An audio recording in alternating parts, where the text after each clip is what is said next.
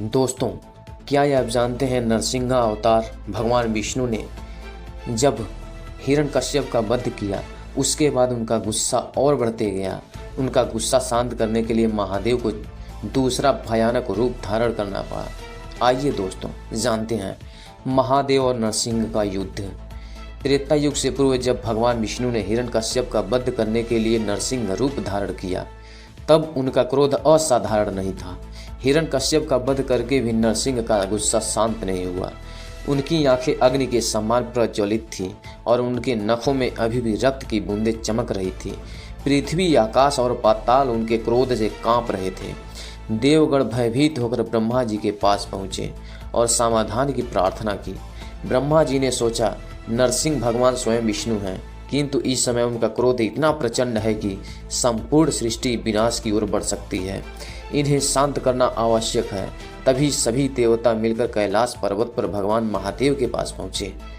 देवताओं ने निवेदन किया, हे महादेव, केवल आप ही ऐसे हैं जो नरसिंह के इस प्रचंड रूप को शांत कर सकते हैं। कृपा करके संसार की रक्षा कीजिए। महादेव करुणामय हैं।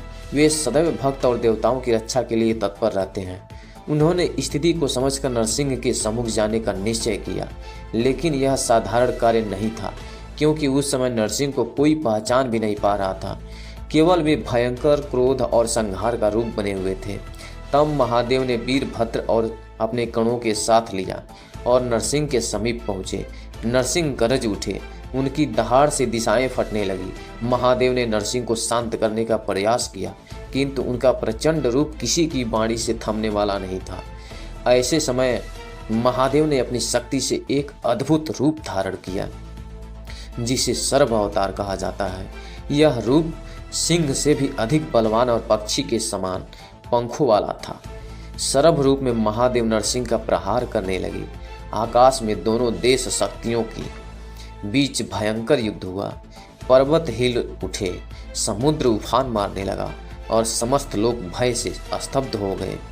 नरसिंह अपने पंखों और दांतों से प्रचंड आक्रमण करते, तो सर्प अवतार अपने पंखों से पंजों से उन्हें रोकते।